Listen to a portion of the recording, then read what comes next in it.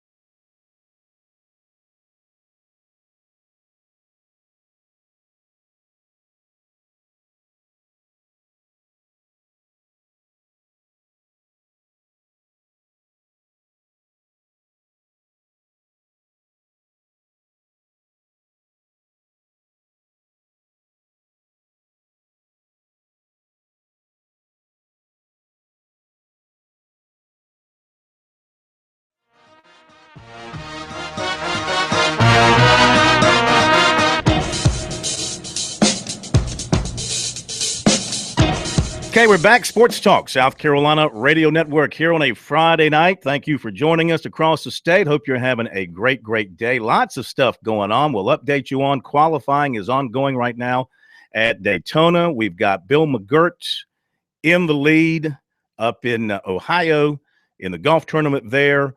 Got some afternoon Major League Baseball we'll catch up on. And we got Wimbledon going on, NBA free agency, big parade, and welcome home to Coastal Carolina today with their national championship trophy. More than 8,000 fans greeting them at their park in Myrtle Beach or in Conway. All this going on and plenty to talk about. We'll dive into it here in a little bit, but let's welcome into the program for the first time our chance to talk to him since the end of his season a couple of weeks ago, USC baseball coach Chad Holbrook joining us. It's been a mind-bending time here the last couple of weeks following all this great college baseball. How are you? I'm good, Phil. How are you doing? Hey, we're doing great. Are you out at the Blowfish alumni game tonight? I'm on my way right now. I hope to be there in about 5 minutes, and it's always an exciting night to watch a lot of our former players play against the Blowfish. And Will Crow's on the mound tonight, so it should be a lot of fun. So you'll be there with more than just a fan's approach. You're going to be watching with a critical eye, I imagine. Well, it's just watching Will in his comeback or in his rehab, so to speak, and he's still in the early stages of getting back to where he hopes to be, come February, or where he was before he was injured. But it's certainly been great to see him in his 3 or 4 outings thus far, and this is going to be his 5th time on the mound, I believe, and since his surgery, and so it's exciting for us. And obviously there's a lot of players that have been a lot to our baseball program going to be playing tonight as well. So it's a good night. It's a fun night for us. What have you seen from Will? Well, his velocity's been great. It's actually been up. That's one of the things that you worry about coming off of surgery, if he'll get his arm strength back and the life on his fastball back, and that's not even been an issue. He's been throwing it in the low to mid-90s each and every start. So that's been great news. The thing that comes usually last, coming off injury, he's got to continue to, when he's trying to throw a fastball in, he throws it in and not away, and locates his pitches, shows his pitches where he wants to, and that sort of thing. And he's probably not as polished in that regard of where he's going to be real soon. But you only get that by getting out on the mound and getting some experience and getting some confidence in yourself. That's a tough injury, to come back from a psychological standpoint. And I think now that he knows he's got his velocity back, he's in so much of a better place. And I think he'll be ready to go come fall, and I think he'll be 100%. And we look forward to putting him out there the first weekend of 2017. Well, that's just great news. That's just great news. And I think things look really good for your team for next year. Anything else gone on personnel-wise, departures, arrivals, any medical procedures anybody's had to go through?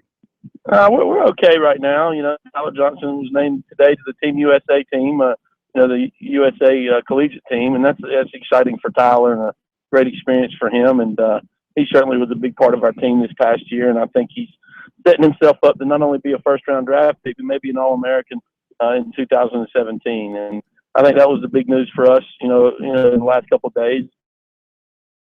And 4 of our freshmen have come in for summer school, and we're excited about those guys kind of getting in the weight room and getting their careers started for us. And so it's an exciting time around our campus, and for our program as we kind of checked out on the 2016 season, and we've begun looking forward to 2017. Yeah. Anything else happening with you draft-wise with signees or veterans? I think everybody you expected to sign has signed and moved on. You're not expecting any surprises here? No, not right now. I think we're pretty much all set, and Matt Vogel being probably the last player to sign, and we're so excited for Matt to play professional baseball. But everybody else, our roster is pretty settled. We feel like we have a great idea of the team we're going to be able to put out on the field next year, and we're certainly excited about the group that we'll have. Have you thought about here in the few weeks since the off season any major position changes that you plan to make with any particular players? I don't think major. Obviously we're going to have a new shortstop when, Marcus Mooney losing to graduation, and, we'll have a couple of kids out there vying for that spot. And, I don't think you're going to see anything major, like our two catchers are back. They caught the majority of the season last year in Cullen and Jones, and feel good about those guys. Jonah Bride's back at third base. Madison Stokes is back in the infield as well. And, and so we feel LT Tolbert's back, and we've added some newcomers. So our outfield's going to be interesting to see how that develops with Destino out there, and obviously TJ Hopkins and, Carlos Cortez, a freshman, is, one of the top 30 players in the country in high school. So those kinds of things, are ongoing, and we'll kind of figure that out in the fall. But it looks like we have some nice pieces to try to put in some good spots. What'd you think of Coastal Carolina? It was incredible to watch. It was amazing what they did. They're so deserving. They had a group of kids that believed. Obviously, they played so well and so hard against the best teams in college baseball. It wasn't like those guys got the benefit of a good draw or backed into anything. They beat the best, and it's you got to take your hat off to them and congratulate them for what they did. And Coach Gilmore has been at this thing for a long period of time, and he's done it and won at a high level for so long. And it's great to see him experience, the tip of the iceberg. I mean, he's done it. He's done what everyone said you can't do, at a quote mid-major. And we coaches never have looked at Coastal Carolina as a mid-major. We always thought they were one of the best teams and programs in the country, and they certainly proved that over these last several weeks. And amazing run, amazing accomplishment.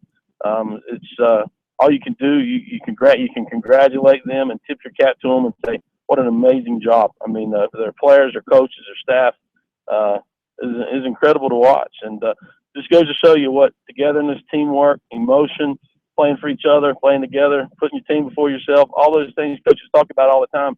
You got to see firsthand with the way Coastal played, and it was neat to see. Yeah, I think you're exactly right about that. Having gone through it twice, being a champion, a national champion, how are their lives for the returning coaches and the returning players for next year? How are their lives about to change? They've already changed. I can assure you that. It's a great feeling, and it's just something that you try to enjoy as best you can, because life starts going a lot faster than it was before, and you got to try to slow yourself down and appreciate what was just accomplished, or you won't enjoy it the way you should. And it's they obviously are going to be congratulated and welcomed as well they should be at every step and turn that they take, for a long time, not just the next year. I mean, this is a lifetime accomplishment, and that's one of the things that they'll appreciate even more as they go through it. And certainly I was lucky enough to be on a couple of teams that won it, but it truly does change a lot of things, and changes a lot of things for the better, obviously. And obviously it couldn't happen to a better coach who's been at it for such a long time as Gary Gilmore. Guys like and Owings, certainly you saw them coming up through the ranks, maybe recruited them some, but either you opted to pass on them, Clemson did, they opted to go to Coastal, whatever the case may be. The way they played on the national stage, did you kind of wonder where'd this come from? They've been good players. I mean, we did see them in high school, and we thought the world of them, back then. Sometimes in baseball recruiting circles, when you have a limited number of roster spots and you have a limited number of scholarships, sometimes you can't recruit all the kids that you want to recruit, and we've thought the world of those guys since their high school career, and they've had great careers, and they played with great emotion. I mean, shoot, it's how a coach draws it up. If you have a team, you want your kids to play a certain way, and you want them to play hard and want them to play together. You want them to play like Beckwith and Owings and Marsh, and that's how you want them to play. And it was really, really neat to see that happen. And the fact that they're from the Midlands, our program and our university congratulating them. Let me jump in real quick, Chad. We'll come right back to you. Hang on, back in a moment.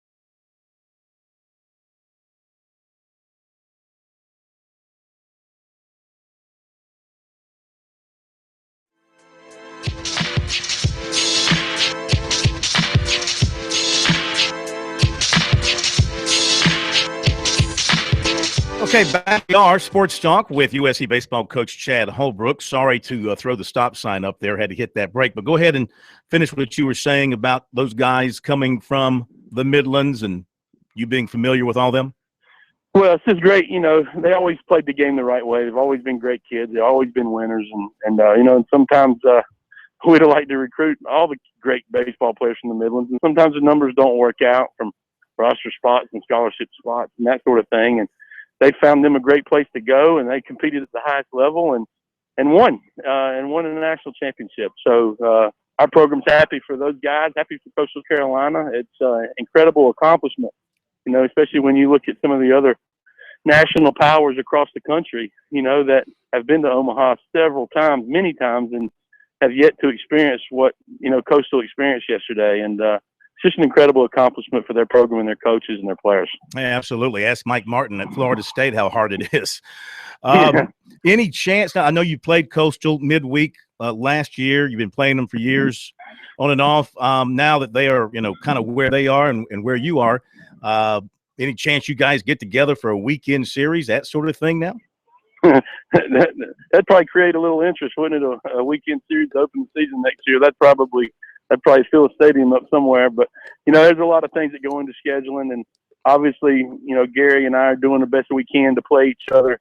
And we'd love to more than just once a year. And I think that would be great for the state and great for both of our programs and great for college baseball. And hopefully that can be worked out. There's a lot of ongoing discussions right now. And, you know, Gary always wants to play us. And we certainly want to work it out where we can play them as well. And hopefully we can make that happen on more than just a midweek game. So can we say that you guys are talking about something as early as next year for the beginning of the season? Well, I know. I think that's a little premature. I just threw out that idea All right. as far as being, you know, that would create a lot of interest. Sure. But no, most of the schedules have been done years in advance. And, you know, we certainly don't have them and they don't have room probably for us on a weekend, you know, as far as next year. But who knows for the future. And, you know, Gary and I will spend some time together and see each other this summer at some point, and we'll have some discussions about playing, and I hope we can work it out. All right, last thing, got about a minute. You know, you said after not making the tournament year before last, your goal was to get South Carolina back on the national stage. You certainly did that, getting to a super. With the team you've got coming back, you feel as good about being back on the national stage and maybe getting to that next step as a head coach and getting to Omaha? Well, I like our team, you know, and you know, obviously a lot goes into, you know, being able to be one of the last 8 teams standing. You know, you have to play well at the right time, and you have to avoid injuries, and you have to have some good fortune. You know, I mean, this game is not all about skill set. You have to have some good fortune. You know, when we won it in 2010, I think we were down to our last strike. Coastal was down to their last strike at NC State. You know, you just got to find a way to keep battling and competing. But I do like our team. You know, we can put Schmidt and Crow and Johnson out there, and we got Reagan and a lot of newcomers in the bullpen coming, and feel good about the talent level of our team. And hopefully, I think we have the talent to be one of the more talented teams in the country, but we're going to have to go play well. As always, we appreciate it. Enjoy your summertime, what's left of it, and we'll see you soon. Phil, thanks for having me. Thank you, Coach. Thank you, and appreciate your comments. Chad Holbrook, USC baseball coach, with us tonight here on Sports Talk. His first comments in Gamecock baseball season a couple of weeks ago. We'll be back. We'll give you the rundown from Daytona and KT, Kerry Tharp, coming up.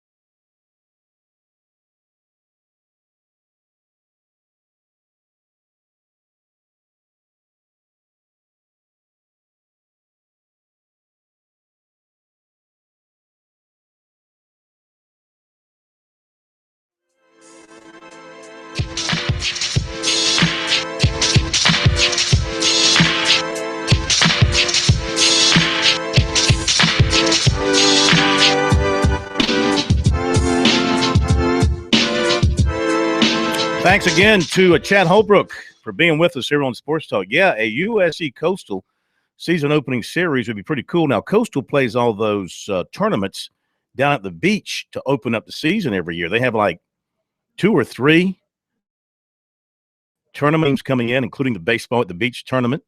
So not sure how all that could get worked out, but with Coastal being where they are right now, that would be a very attractive situation if they can get it worked out. And thanks again to Chad for being with us. Greg Biffle has won the pole at Daytona for tomorrow night's race, 192.955. Carl Edwards next, 192.748. Kyle Busch in a backup car. He crashed his frontline car in practice, went to a backup, 192.336 for him. Ricky Stenhouse Jr. 4th, Brad Keselowski 5th.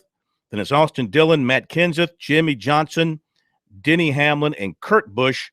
That's your top 10 in qualifying at Daytona for tomorrow night's race. Speaking of NASCAR and racing, earlier this week, Kerry Tharp was at Darlington. We've now been able to get him lined up on Sports Talk, travel situations and Coastal Carolina situations. Got in the way the last 2 nights, but KT is ready to roll. How are you, my friend? Congratulations. Well, thank you, Phil. I appreciate it very, very much. And I guess it's kind of like old times, you and I talking again like this. But first off, I want to congratulate Coastal Carolina, the Chanticleers, on their national championship in the College World Series. Coach Gary Gilmore, I think that is just a tremendous feat. I was pulling for him every step of the way, and just know how hard it is to win that College World Series. And it's a great thing for the state of South Carolina, and certainly our hats off to them. Absolutely. Everybody's excited about it and happy for them and proud of them, just as, you know, we are with any of our teams when national championships carry. As you know, having been in college athletics for so many years over at South Carolina, seeing the good times and the bad times, you understand how hard it is to win a national championship in any sport. Well, it really is, Phil. And, you know, obviously you have to have great team chemistry. You have to have ball players. You have to have coaching. And you have to have a little bit of luck. And so I think Coastal really took advantage of every situation. I was impressed the other night when that player came out of the bullpen. I believe his name was Morrison, if I'm not mistaken, and just pitched lights out in game 2 and gave them that must situation. It kind of reminded me of a few years ago when a pitcher at South Carolina by the name of Michael Roth stood up and came kind of out of nowhere and shut down some people. But it's very difficult to win a national championship, and you know, it's something that Coastal and those players and the people there at that program will never forget. No doubt about it. All right, so you've had a couple of days, kind of let things soak in about your new responsibilities and your new duties at Darlington. What vision down the road, we're talking 5-10 years, what vision do you have for Darlington under your leadership?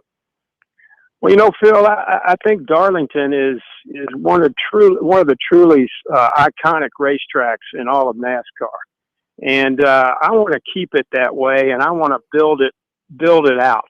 With our team there at Darlington, we've got an outstanding team. There's certainly so much tradition there, so much history. Chip Weil did a super job over the past 2+ years as track president. And the throwback campaign that they've instituted has been a big hit in the industry. The teams love it. The fans love it. The media loves it. All the partners love it. And so we'd like to continue that momentum and build that out. And then also, while focusing on the throwback theme, you know, let's grow some of the young fans in the state of South Carolina and in the Carolinas region. There's a lot to offer from NASCAR, from an entertainment standpoint, from a family standpoint.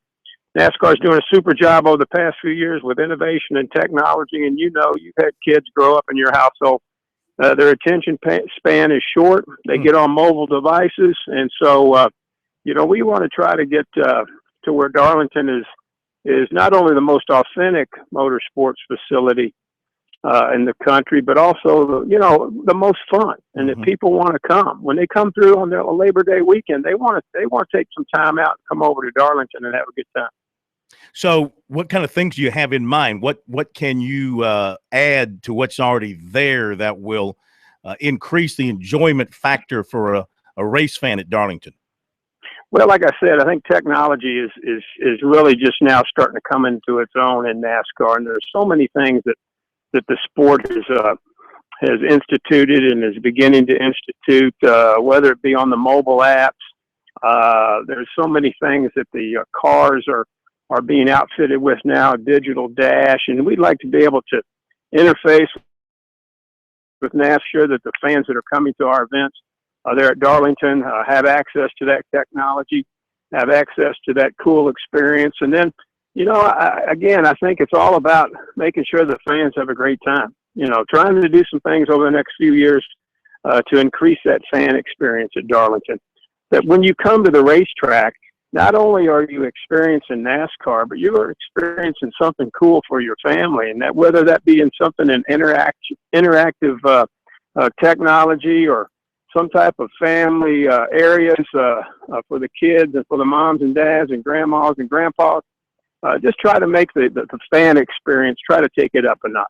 Talking with Kerry Tharp, new president at Darlington. It's interesting that you should say what you're saying, because I'm sure you've read this story. If not, I'm sure you will, by Jeff Gluck in the USA Today today. The headline, "Fans Explain Why They Stopped Attending NASCAR Races." Have you seen that? I have. I did see that. Mm-hmm. I sure did. So your reaction to that story, and is that something that rings home with you now, as not only as a track president, you have to serve as promoter, you have to sell tickets, you have to fill those seats, and this is a truly negative story in that, he's citing some fans who no longer are NASCAR fans and why that's the case. How do you address those people and turn those people back around if you can? Well, I think first of all, you've got to take a look at our core product, and that's the racing. And I tell you, Phil, the racing has never been better. I think maybe over 3 or 4 or 5 years ago, with some of the things they were doing with the rules package, maybe we lost a little bit on the competition side as far as having an attractive racing style out on the tracks. But I think that the racing is at an all-time high right now. So I think we need to try to continue to emphasize that, reinforce that. Again, there is so many ways for fans to consume the content now, not just on their TV sets, their mobile devices, online, on their computers. So many different things that we can do to try to grow the fan base. And again, I think NASCAR is a sport that has just scratched the surface when it comes to technology. And you know very well, if you go to a baseball game in Atlanta, or if you go to an NBA game up at Charlotte, all the different things that are going on during the course of the ball game. Mm-hmm. And, I think NASCAR and the leadership at NASCAR is on the right track. They're looking at doing some things, making the racing, maybe the event, a little more fan friendly. Mm-hmm. And so we're going to take advantage of that. We want Darlington to be right at the front of that. And there's a lot of competition out there. There's certainly a lot of things for fans to do nowadays, and we want to make sure that NASCAR appeals to them. It's a daunting task, and certainly, the fan experience needs to be at the top, and also just making sure when you do come to the racetrack that you see. Obviously, the racing is the heart and soul of what you want to see, but you have some other experiences that you're able to capitalize upon as well. All right, talking with KT, Kerry Tharp. Can we hold you over for a couple of minutes? Absolutely, Phil, absolutely. Now, you know how this goes. You've been on the show a zillion times. You know we got to hit these breaks, so hang on, KT. And by the way, sure will. Lou Holtz never did give me that invitation to Augusta. Remember that time he invited me to play the National? I do remember that, Phil, but you never know. Sometimes Coach Holtz can surprise you. Yeah. I wouldn't count it out. Not holding my breath. Hang on, KT. We'll come back to you. Okay. Kerry Tharp, president of Darlington, with us here. We got a couple of more minutes with him. More the next hour, the full Monty on NASCAR. We'll get his take on some things that we're talking about with KT. Back in a moment.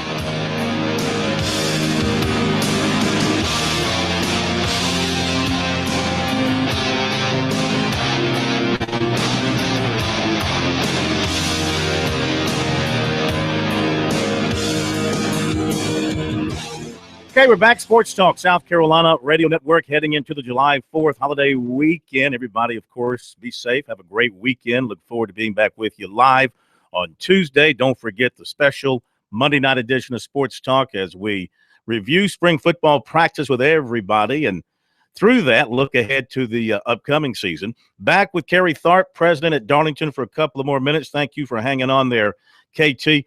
As far as Darlington, the track, the facility is concerned, I know you can't do anything with the track, and you know you wouldn't want to. It's great as it is, but you have any ideas in terms of the rest of the facility? Do you want to turn some dirt somewhere somehow, make any changes, improve anything, or what's your thinking early on about the overall facility and how you view it? Well, certainly, Phil. You know, I need to get a full download on the facility there at Darlington, and I plan on doing that. Obviously, the first few weeks that I'm on the post, and you know, we've had some conversations, kind of informal conversations with some of our folks down at ISC, and Darlington is targeted to receive some capital improvements here over the next few years. And I think it's just a matter of us taking a look at the overall facility, and certainly some of the things that you think about would be maybe some enhanced seating areas for the fans, maybe some enhanced camping areas for the fans as well.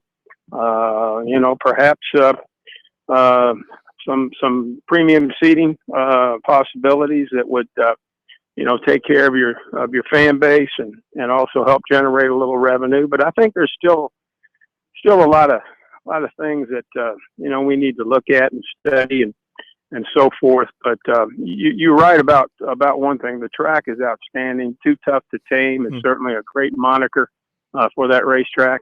And I remember the first time, Phil, that I ever went to a race there. I guess it was back in 2005 or so. In fact, I know you were there, and I talked to you about it. It blew me away just how quick those cars came out of turn 4, coming down to the start-finish line on a track that's really only about 1.3 miles. And you know, the drivers look at Darlington. The competitors look at Darlington. The entire industry looks at Darlington as one of NASCAR's crown jewels. And certainly you have the Daytona 500. Certainly you have the Brickyard 400 and the Coca-Cola 600. But you also have that Southern 500, that Bojangles Southern 500 weekend that is now so prevalent.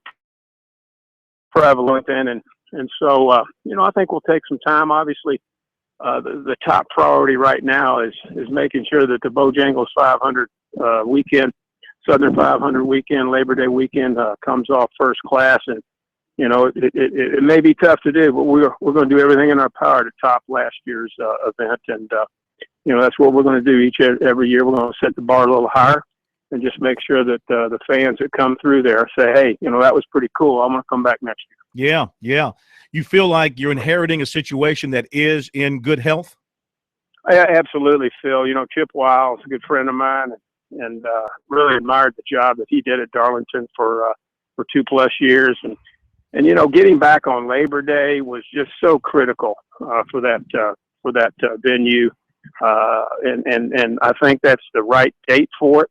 I think that the entire sport has embraced that weekend, and the marketing and the promotion that the team there at Darlington has done under Chip's leadership the past couple of years has been second to none. And it really has been some of the best marketing and some of the best promotion in the country in any sport. They were up for several awards this year. Darlington was, for the promotion and the initiation of that throwback campaign. And I think it's just kind of pulled the entire sport together. It's given the sport a lot of different avenues and outlets to reach fans. And I just think it's something cool. I mean, you have an iconic racetrack and Darlington Raceway, and then you bring in the throwback campaign. And I mean, it's pretty neat. And so to be able to reach back and honor the heroes and the legends of our sport, and then bring in, you know, some of the new faces that we're seeing in our sport right now that are racing so extremely well. I think that's a very, very good mixture. Well, we look forward to a long relationship with you at Darlington as we continue our long relationship with Darlington. You'll be visiting with us once you get in place on Tuesday nights to talk about the weekend past and what's going on at D-Town. And have yourself a great holiday, and we'll talk to you soon. You do the same, Phil. I appreciate all you do. Appreciate your covering the state like you do, and I look forward to talking to you real soon. Thank you, my man. Take care. Thank you. KT, Kerry Tharp, officially on the job July 18th at Darlington, and he is going to do a fantastic job, and we look forward to having him with us here as a part of the regular Sports Talk family for you on Tuesday nights. He'll replace Chip here shortly once Kerry gets up to speed at Darlington, and we'll be back in a moment.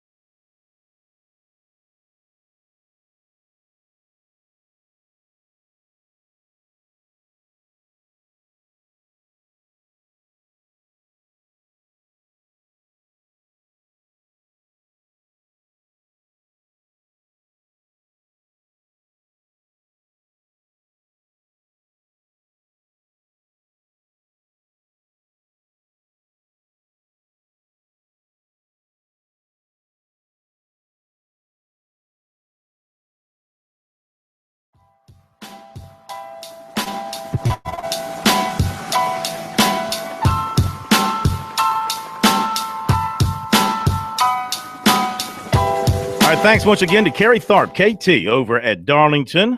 Appreciate him being with us here on this Friday night.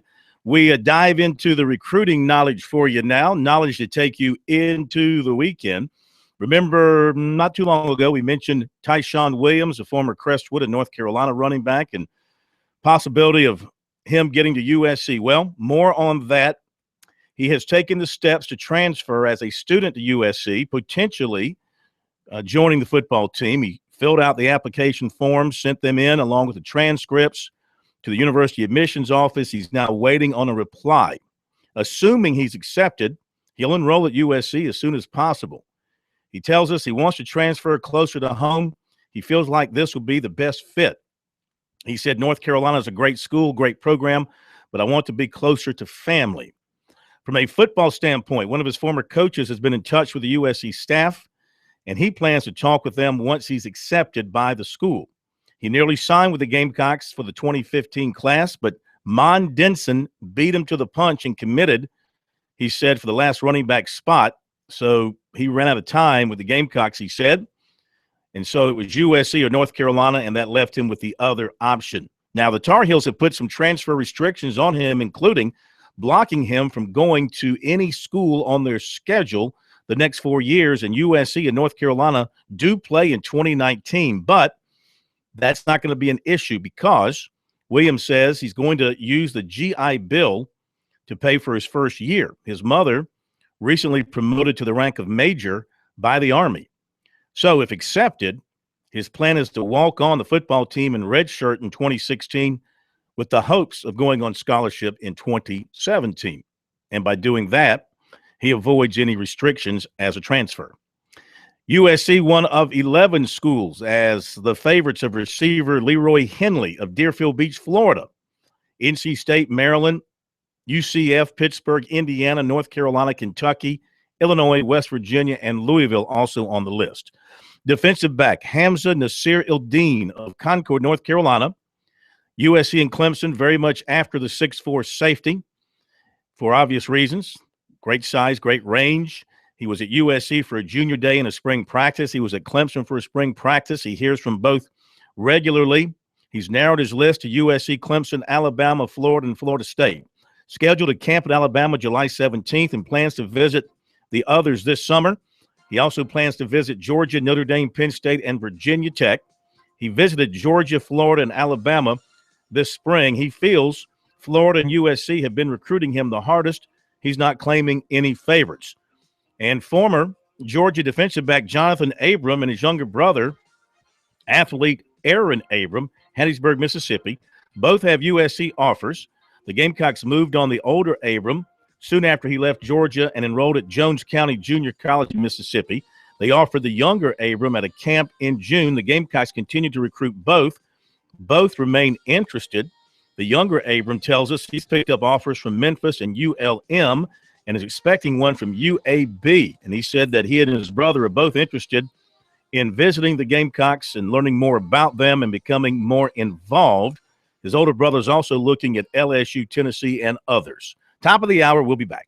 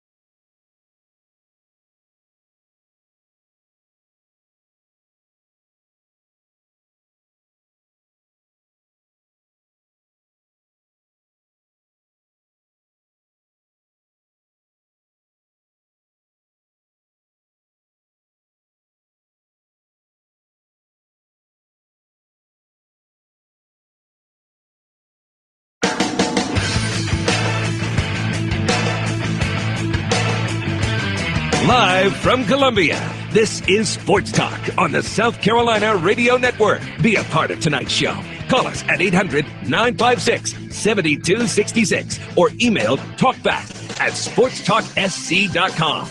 Now, here are your hosts for Sports Talk, Phil Kornbluth, Kevin McCrary, and Tom Hayes.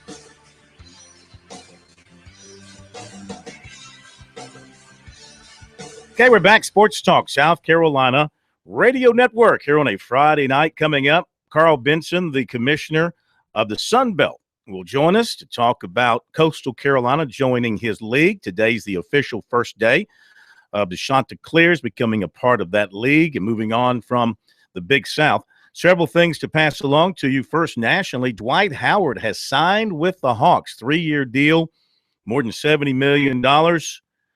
So, Atlanta, kiss your NBA championship hopes goodbye. That guy, I mean, he's got the body of Tarzan, but the brain of a gnat. I mean, seriously. He's all muscle and brawn and things of that nature. At one time, he was a great player. I think now he's a great distraction.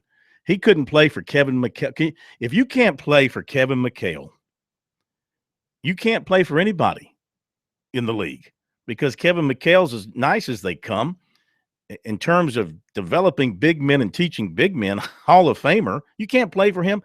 Disruptive influence. He couldn't get along with Kobe.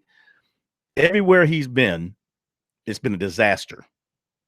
And all you got to do is foul and put him on the foul line. And he's done. So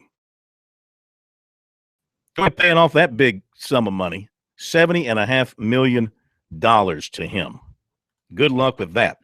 I got several other things to pass along. Another recruiting note, Furman has announced a late signee, tight end Caleb Auer from Buford, Georgia, 6'2", 250, coming out of a big-time football program there.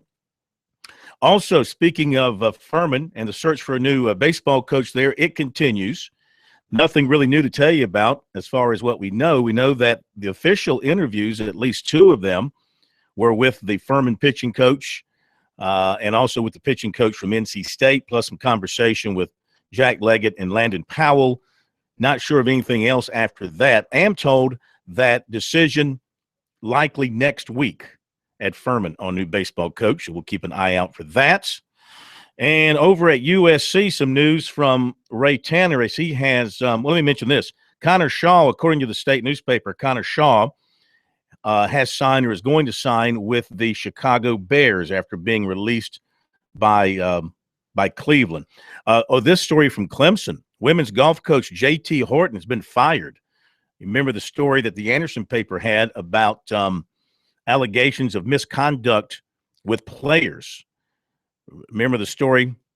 Some players saying there was a hostile environment. He was fostering a hostile environment, whatever that means. They quoted multiple parents of past and present golfers as saying that. Anyway, he's been fired. And they'll have a new women's golf coach there at Clemson. And we got some USC news as well. You heard Chad Holbrook mention the story on Tyler Johnson making the USA baseball national team. But when we come back from the break, Coastal to the Sun Belt coming up.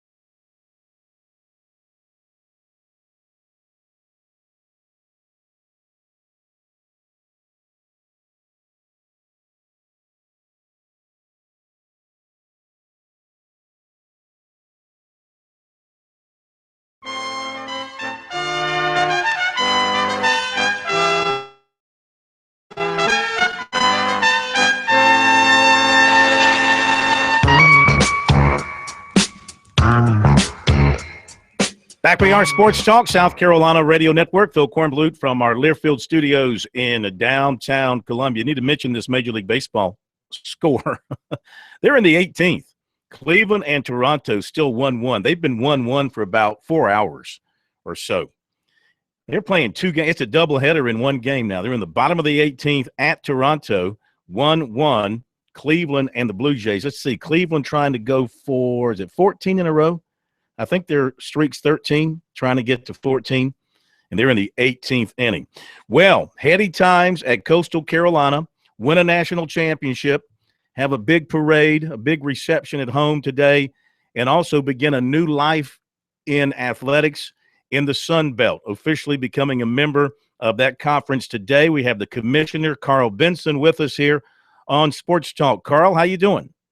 Very well. Good afternoon. Good afternoon. Thank you for being with us, and your thoughts on having Coastal Carolina now part of your family.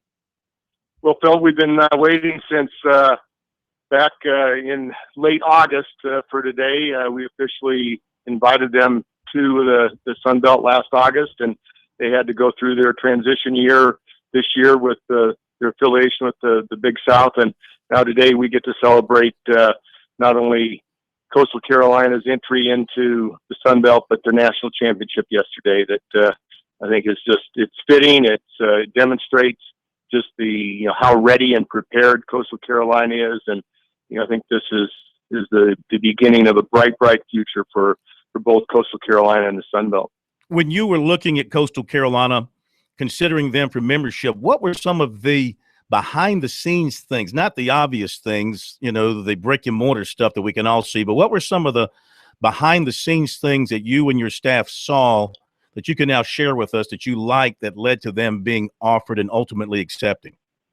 Well, the first time I was on the Coastal Carolina campus was a year ago last month when I came in for what I thought was going to be somewhat of just a unofficial visit, so to speak. And as I sat with President DeCenzo, and he shared with me his plan for Coastal Carolina and how they were ready to pull the trigger and go ahead, with their FBS desire. Right then, I saw a president that had great vision, a president that had great enthusiasm, and a president that could pull the trigger.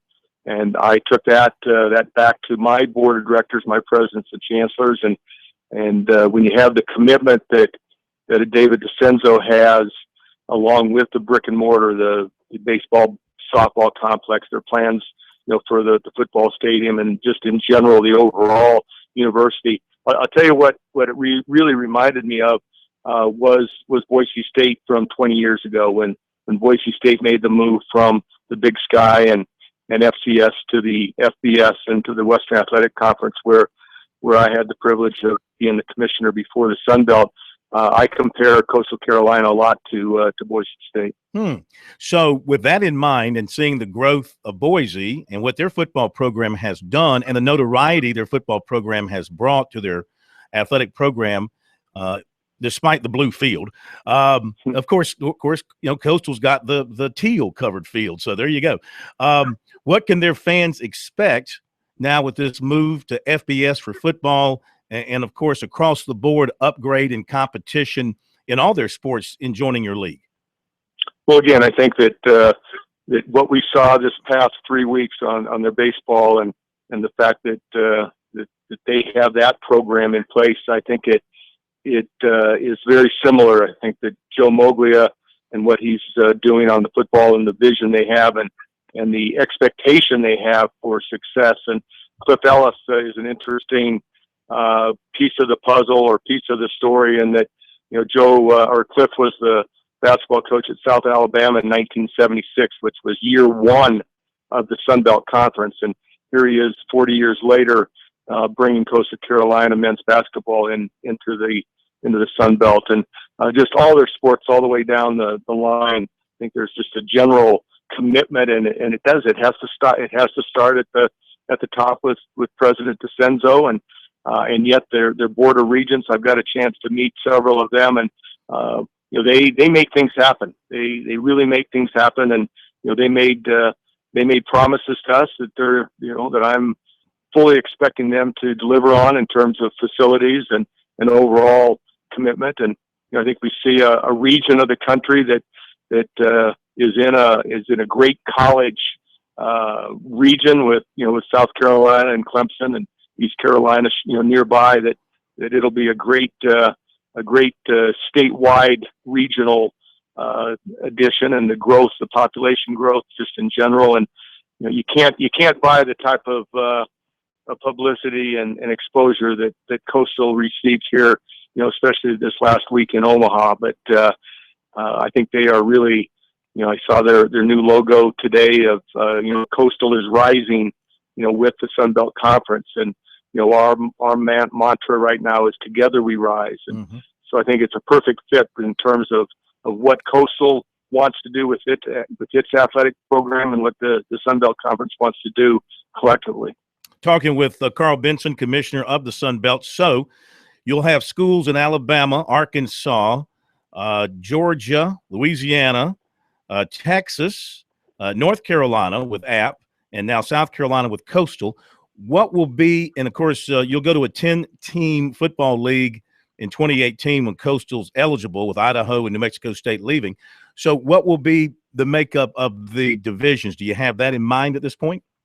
Well, on the football side, we still need to make a decision whether we will play a 10-team league in football with the teams playing a full round robin. That's one of the additions that the NCAA is now allowing. If you only have 10 teams, which we will, we have no intentions of adding to our 10-team football league.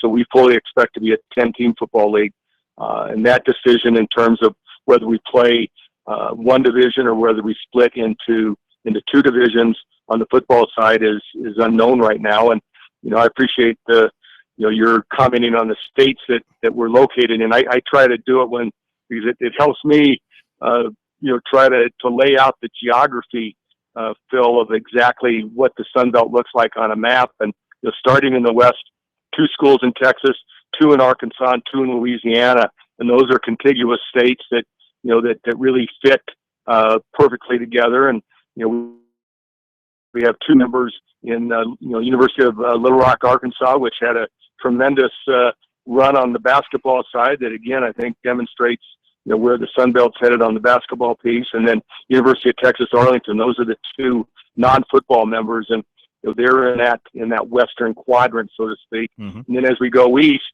we have 2 in Alabama, 2 in Georgia, and so we think that those 6 in the east make perfect geographic sense. And even though we reach from Boone, North Carolina to San Marcos, Texas, and Savannah, Georgia to Little Rock, Arkansas, I think that we've created these 2 divisions, these 2 regional subsets, so to speak, to minimize travel for our student athletes in all of our team sports, our men's and women's basketball, our baseball, softball, soccers, that play a kind of a home and home series, so to speak. And if you can just visualize a little bit the travel partners that we've created, that Coastal Carolina and App State will be travel partners, and Georgia State and Georgia Southern will be travel partners, and South Alabama and Troy travel partners. And then you go to the west, and it's Little Rock and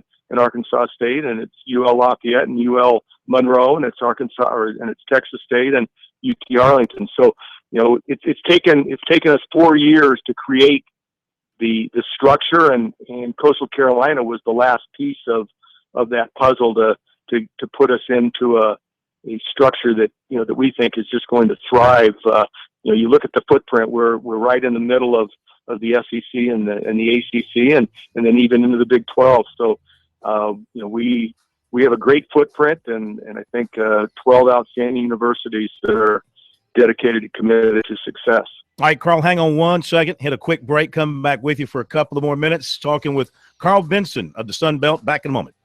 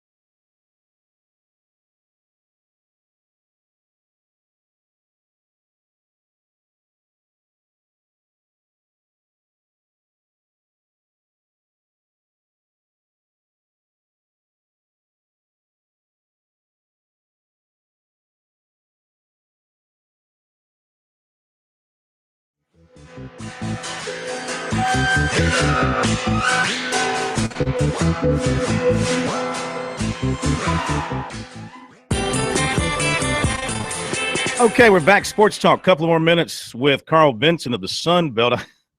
I was looking at your bio just to familiarize myself, and I had to kind of chuckle when I saw that you went from the MAC to the WAC to the Sun Belt. But I like that part, going from the MAC to the WAC.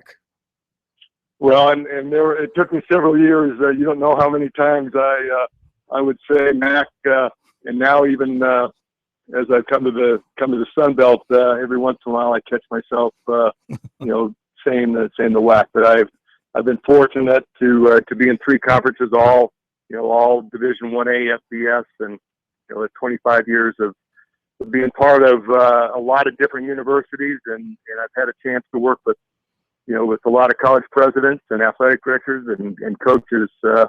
And again, what I see at Coastal Carolina, just sets up so well in terms of how they compare to, I've mentioned Boise State, but when you think about some of the teams in the WAC early on, whether it's the BYUs or the Utahs or, even the MAC, the University of Toledo's and Bowling Greens. And I mean, I've been under the line, so to speak. All my work has been done with the quote, mid majors, but I know what it takes for a program to get to the Final Four, the College World Series. I was in Omaha for Fresno State and Rice as members of the WAC, and so I feel very, very confident that Coastal Carolina is going to 10 years from now will be on the lips of the athletic world in terms of doing some of the same great things that they did yesterday and do it in another sport. Got about a minute left. Wanted to ask you the immediate future with Coastal. Do you have any plans for any conference events there, any tournament type things that they will be hosting in the near future? We do. We rotate a lot of our championships throughout the conference, and right now I know that there are several that are already kind of in the cycle. But when you look at our more prestigious events, men's and women's basketball tournament, we just signed an extension in New Orleans, but we certainly are going to look at Myrtle Beach in the future. We've established a good relationship with the Myrtle Beach Convention Visitors Bureau, and they certainly want us to bring not just regular season but postseason events to the Strand area. And baseball, softball are on the docket. I can't tell you when Coastal will be hosting, but right now throughout the Sun Belt, the word is that the facilities at Coastal for both their baseball and football, or baseball and baseball and softball stadiums will be, if not the best, in the top three in the conference. Yeah, they got great stuff. Carl, thank you so much. Have a great holiday, and we look forward to seeing you around with Coastal when things are happening, and we appreciate you being on with us here on Sports Talk. Well, I appreciate the time, and just the one thing on the baseball side is that Sun Belt is a top 10 baseball league, and Coastal Carolina is only going to make the Sun Belt better on the baseball side and get there to the point where it's going to be a regular occurrence that Sun Belt teams are playing in Omaha. Yeah, no question. Thank you so much, Carl. We appreciate it. Thank you. Thank you. Carl Vinson, commissioner of the Sun Belt, where Coastal will now be residing for years to come. Back in a moment.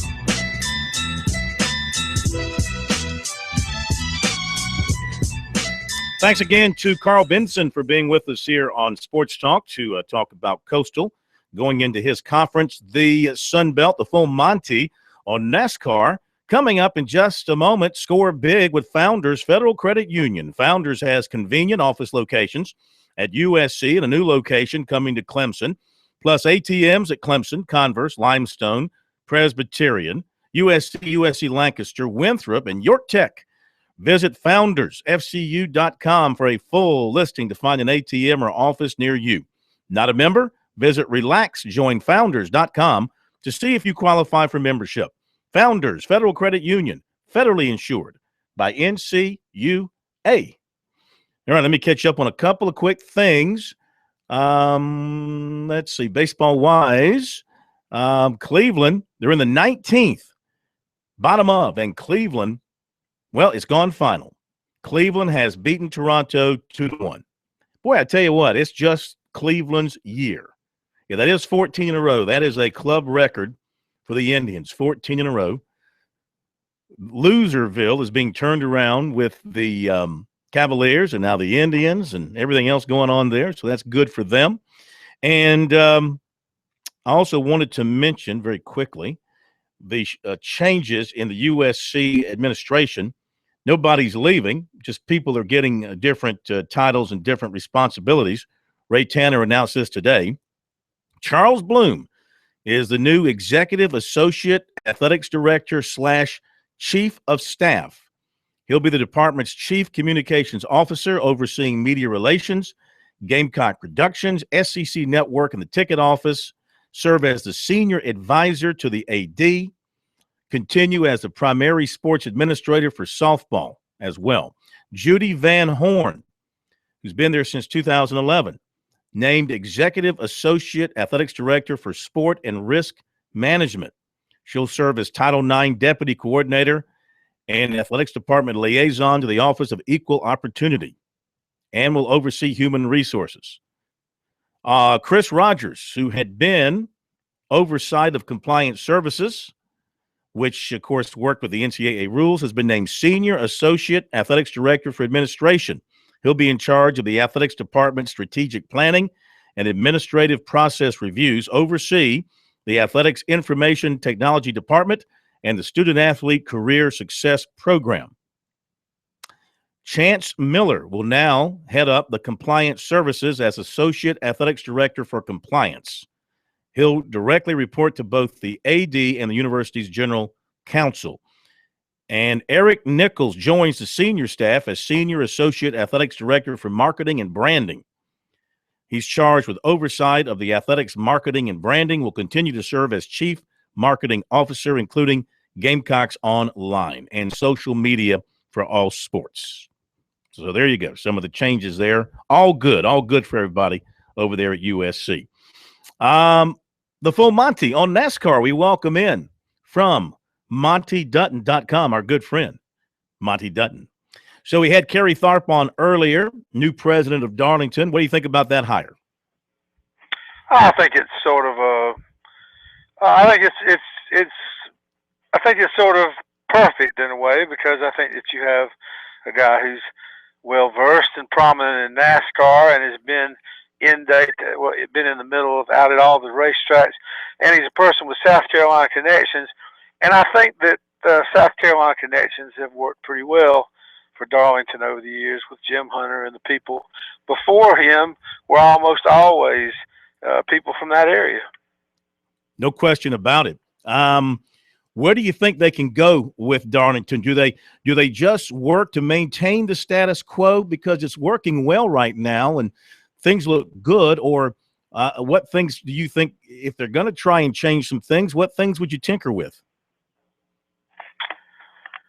I think everything's fine at Darlington, because it's not going to get a second race again, I don't believe, because the stands are full, but the stands are not all that large. And I think now that Labor Day weekend has been restored, I think that's in this time and place in NASCAR, I think that's just perfect. I think NASCAR should have never lost Labor Day, back on tradition. They passed that date around to others that didn't do well, and then Darlington persevered. And no, when it's funny now that there's races on Mother's Day and not on Father's Day, whereas when Darlington got the Mother's Day race, that was considered taboo. But I think Darlington has reestablished its comfortable status in the sport, and I think that recent history has proven that NASCAR should probably let well enough alone and not tinker all the time. Yeah. Did you read the Jeff Gluck article in USA Today today? No, I did not. Okay. You should check it out. Now, the headline is a negative for NASCAR. It's about why people aren't going to NASCAR anymore. The headline is Fans Explain Why They Stopped Attending NASCAR Races. He polled roughly 200 fans via phone calls, at tracks, and on social media. These are fans who have reduced their racetrack trips. Some said because of costs, some says because of ticket costs, hotel costs, changes, the competition, the rules being changed, things of that nature. And what do you think? Is it a story? Is this a national story for NASCAR right now? Yes, it is. But I mean, there are a lot of factors. I've always said that it's pretty easy to come up with why things have changed. What's hard is trying to matter which ones are important and which are not, and what they are relative to each other. Jeff is a person who has had a lot of interest in items of this nature for a long time, but I think that part of the reason is that it's just so easy to watch it on TV, to watch it in high definition. And I think that is affected somewhat in all sports. For instance, I would say that even at the very top levels of, say, college football, they are going to be packed in when LSU comes to town, but there's a lot more likelihood that even though the seats are sold, if they're playing somebody they expect they're going to win over easily, the crowd's not all that big. There's empty seats in a lot of places. But I think NASCAR has felt it a lot more, and I think part of it, among all those things that are cited, I think part of it is that NASCAR got stars in its eyes and started trying to appeal to every single person in the country and didn't recognize that you couldn't absolutely force people to have a love affair with the automobile, and it's never going to be that popular for people who ride to work every day in subways. And I think in so doing that they alienated many of the people who always liked it the way it was. And right now, I think NASCAR is one of those comes along from time to time when a bunch of big names are fading away, and the fans of today think that these new kids are artificial and a bunch of little brats and rich boys and all that. But part of the reason for those perceptions is that we just don't know them yet. I mean, I can remember when Darrell Waltrip was, a little smart aleck brat. So these things change and people change, and it's hard for all sports to keep it are. But I don't think NASCAR is going to reach its level for some time that it was in the early years of this century, up to about in about 2004. I think it was really roaring then, and I think it's basically not fashionable like it was. You can't be the hula hoop forever. So I think NASCAR has a stable place in the American mainstream, but this business about running the NFL out of business is gone forever. Yeah. It was unrealistic to start with. Absolutely. Hang on, Monty. Great stuff. Come back to you in a second. Talking with Monty Dutton, the full Monty on NASCAR. Yeah, well, Monty said, that's right, this is a new century. When he said century, I was thinking early 1900s, but I forgot this is a new century, the 2000s, like 2004. That's not the early 1900s, which was a different century. I had to think about that for a second. A little bit more with Monty coming up here after the break on Sports Talk. Back in a moment.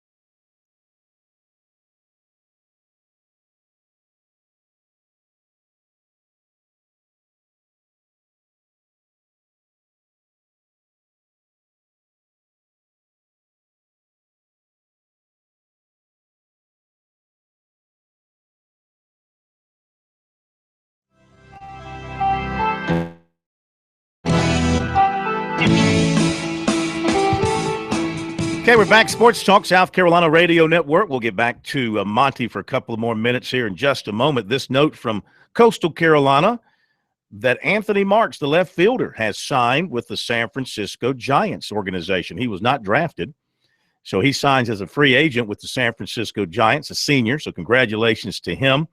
He was fun to watch. This guy played, if you watch the tournament, he played with all kinds of enthusiasm and energy and leadership, et cetera, et cetera. Plus, he's a heck of a player. He had 12 hits in the World Series. You realize that? He had 12 hits. He batted about, 390 or so for the CWS. 12 hits, 4 RBIs, 4 runs scored. And, of course, the defensive play in the 9th inning. Was it yesterday? Yeah, yesterday. Yesterday. All my days have run together. Where he fielded the ball in the corner and got it in quickly enough to hold the tying run at third base. So he's headed out to San Francisco. Good luck to him. Back to Monty for a couple of more moments. I wanted to talk about Daytona very quickly. Comments that Dale Jr. made, concerned about cars getting airborne again. And what do you think of that? Is it something they have to worry about here at Daytona tomorrow night, and of course Talladega later on?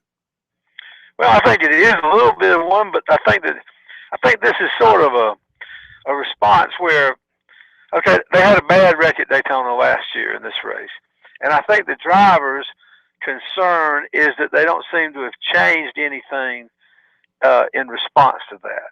And so what I'm saying is I don't think it's something that came out of just getting out of the car and practice. I think it's just a little bit of people looking back and remembering that crash. But Daytona and Talladega are hairy and all, and I wouldn't be the Xfinity race is starting right now, and I expect that there's going to be. The fact is the cars are a lot safer. There hasn't been anyone hurt in a long time, and I'm afraid that sometimes things don't change until it gets dangerous again. That's a shame, but that's human nature. Yeah, you're right. I hope it doesn't take something bad to happen to make them act, but I don't know what you can do from the standpoint. They've done everything. I mean, short of just slowing the cars down once again at these tracks. One thing I've never understood is if you want to slow the cars down to make them safer at these super speedways, why don't you just reduce the horsepower so they just can't run more than 185 or 190? Well, that's what they've really jockeyed with restrictor plates. They're still called that, although with cars that don't have carburetors, it's done a slightly different way with a different type of plate. But they do adjust that way. But I think that from time to time they get a little bit where they're let them go. Mm-hmm. And I think the cars are unlikely to take flight just from turning sideways and getting up in the air. I think the danger, I don't know how you can. I think the danger, and I don't know how you really get out of it, is when one car hits another and goes up on top of the other and then over the other one. Yeah. That's when it takes flight. That's a pretty freak thing, and you don't see it. You don't really even see it as much at Daytona because Talladega is wider and there's more rope to hang yourself out there. So, in some ways, I'm afraid I'm sounding like an old fogey right now, but in some ways, it's hard to make it while driving a car at breakneck speeds. It's hard to make it not dangerous. Yeah. I think that there's always, you can kill yourself playing football too. Mm-hmm. No doubt about that. And let's face it, the fans want to see these cars on the edge. They want to be there. The one thing that keeps the eyeballs on the race is the threat of danger, is the threat of something big happening. There's a hypocrisy in racing that always bothers me because oftentimes fans get very upset if you suggest they like to see wrecks. But every race they see that doesn't have a wreck, they talk about it's boring. Yeah. And so I think that there's no need to just, be politically correct about this thing.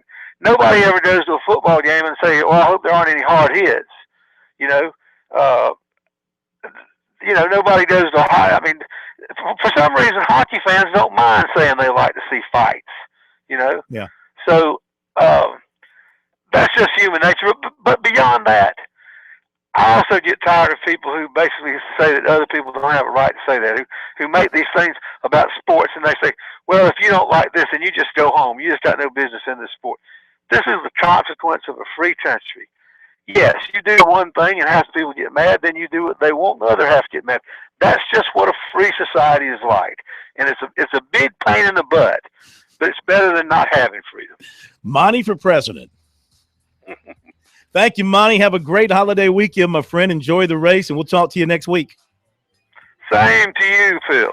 The full Monty on NASCAR here on Sports Talk. You can get more from Monty on NASCAR and other things on his blog, MontyDutton.com. Check it out. It's great stuff. Plus, he's a novelist, too. We'll be back. Some final notes.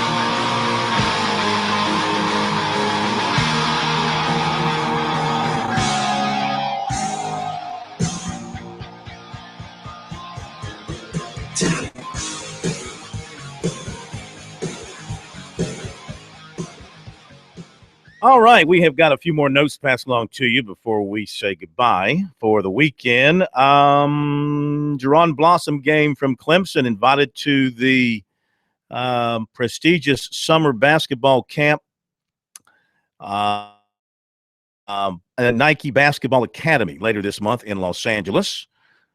So that's good for him. And that's the USC season tickets. This story by the state newspaper by Josh Kendall.